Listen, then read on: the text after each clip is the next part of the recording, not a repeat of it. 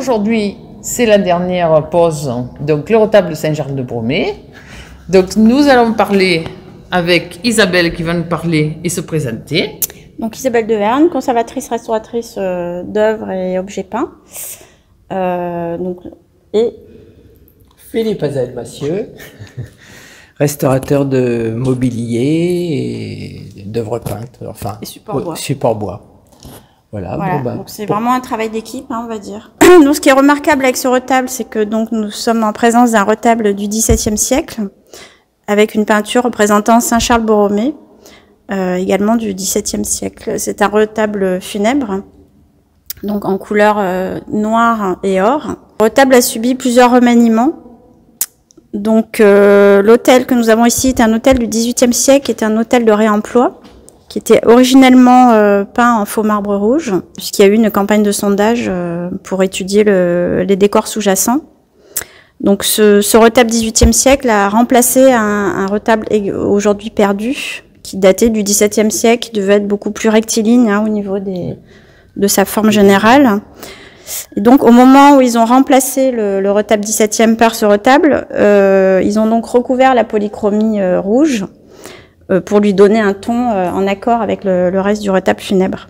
Donc là, en fait, on est revenu à un état antérieur, c'est-à-dire une teinte, en fait, on a simplement recouvert le décor de faux marbre rouge par un décor qu'on a pu retrouver sur les côtés. Donc on est absolument sûr de l'originalité de ce décor. Et dans la même occasion, on a reconstruit, en fait, au niveau du support bois, puisque Philippe, tu as remis en place la forme originelle des gradins.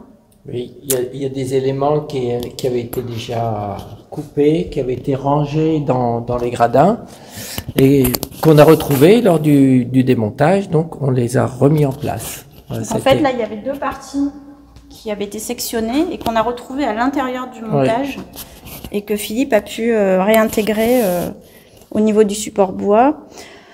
Donc tout le retable avait été repeint ensuite au XIXe siècle par un faux marbre gris et blanc, de même que les gradins et les soubassements.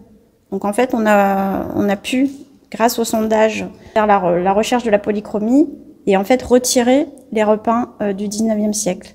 Donc on a retrouvé les fonds noirs au niveau des socles et des deux gradins, et on a pu retrouver la rosace, les rinceaux à l'or, et également une petite figure peinte qui était assez lacunaire, et on est pas mal remonté en réintégration colorée.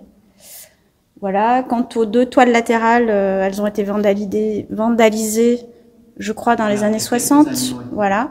Donc on a simplement réintégré le support toile avec une teinte uniforme. Donc on est dans un état 18e en fait. Le support, tous les assemblages ont été révisés, confortés, les zones affaiblies par les insectes xylophages ont été consolidées.